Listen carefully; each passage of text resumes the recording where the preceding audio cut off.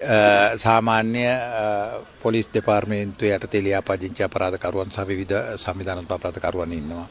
ඔවුන්ට නෙවෙයි ඇත්තටම ආරක්ෂාව සපයන්න හැකියාව තියෙන්නේ වින්දිතයන්ට සහ සාක්ෂිකරුවන්ට. හැබැයි එවැනි අර නීති විරෝධී ක්‍රියාකාරමක යෙදෙන කෙනෙක් මහජන නියෝජිතෙක් බවට පත් වුණාම ඔහුට යම් ආරක්ෂාවක් සැපීමට පොලිස් දෙපාර්තමේන්තුවට ඉඩකඩක් ලැබෙනවා. ඉතින් ඒ අනුව තමයි කටයුතු කරලා තියෙන්නේ. මම ප්‍රකාශ කරේ නීති විරෝධීව පාතාල ක්‍රියාකාරකම් හෝ සංවිධානාත්මක අපරාධ සම්බන්ධයෙන් ඉන්න පිරිස් වලට පොලිස් දෙපාර්තමේන්තුව පැත්තෙන් රැකවරණය සපන්න බෑ. උන් නීතිය ඉදිරියට යටත් වෙලා නීතිය රැකවරණය ගන්න ඕනේ. මොකද පුදුමයි පිළිබඳව මාධ්‍ය දැනුවත් කරන්න කියලා. ඒ වගේම උතුරන් දැනගන්න කැමති ජගත් විතාන පාර්ලිමේන්තු මන්ත්‍රීවරයා ඝාතනය සම්බන්ධයෙන් උත්සාහයක් තියෙනවා කියලා කළුතර කොට්ටාසේ බාර පොලිස් නියෝජ්‍ය පොලිස්පතිනියට විශේෂ දැනුම් දීමක් කරලා තියෙනවා මේ සම්බන්ධයෙන් විධිමත් කටයුතු කරන්න කියලා. යම් කෙනෙක් තමාට මරණීය තර්ජනව වෙනත් සැලැස්ම පිළිබඳව අනාරක්ෂාව පිළිබඳ තොරතුරු මතුවහම පොලිසියට දැනුම් දීම අවශ්‍යයි. ඒ අනුව අපි පොලිසියට දැනුම් දීලා තියෙන පොලිස්පතිවරයාට එවැනි අවස්ථා එළඹුණු වහාම ඒ පිළිබඳව මැදිහත් වෙලා කටයුතු කරන්න කියලා.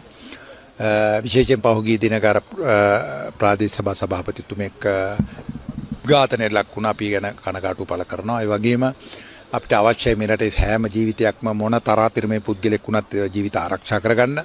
ඉතින් ඒ වෙනුවෙන් මැදිහත් වෙනවා. එතුමත් එවැනි ඉල්ලීමක් කරලා තිබුණා කියලා මට පොලිස්පතිවරයාගෙන් පසුව දැනගන්න ලැබුණා. ඒ සඳහාත් පොලිස්පතිවරයා යම් ක්‍රියාමාර්ග අඩක් තිබුණයි කියලා මට අද දිනේදී දැනුම් දුන්නා. නියෝජ්‍ය පොලිස්පතිවරයා හරහා.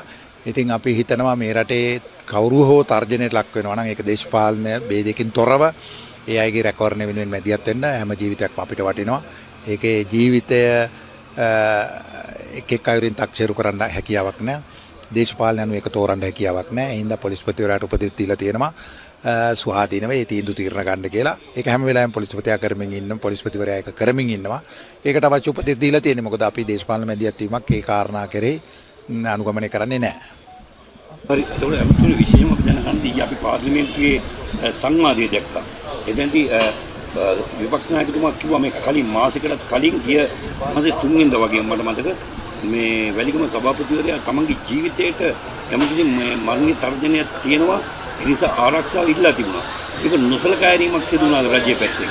මෙහෙමයි අපිට ආරක්ෂාව මහජනීයතට ආරක්ෂාව තිබීම පිළිබඳ ගැටලුවක් නැහැ. මේ මම පාර්ලිමේන්තුවේ ප්‍රකාශ කර පරිදි යම් යම් මහජන නියෝජිතත්වයට පත් වෙන සමහර අය විවිධ නීති විරෝධී ක්‍රියාකාරකම් වල නියුක්ත වුණුත් ඉන්නවා.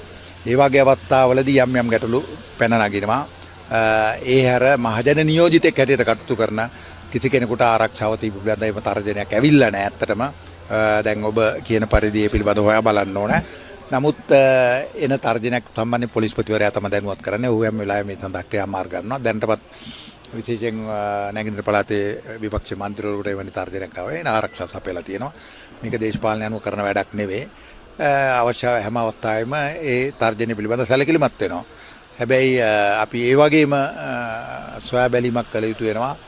මේ මහජන නියෝජිතයන් හැටියට නීති විරෝධී ක්‍රියාකාරකම් වල යෙදෙන පිරිස් ඉන්නවා නම් ඒ අය සම්බන්ධයෙන් ඉල්ලන ආරක්ෂාව පිළිබඳව යම් යම් පොලිසියට බාධා මතුවෙනවා. මොකද යම් අපරාධ ක්‍රියාකාරීත්වයක යෙදෙමින් පොලිසියේ රැකවරණය නීතිය ක්‍රියාත්මක කරන්න පෙළ රැකවරණය ඉල්ලීම පිළිබඳව ගැටලු සහගත තත්ත්වයන් මතුවෙනවා. ඒත් අපි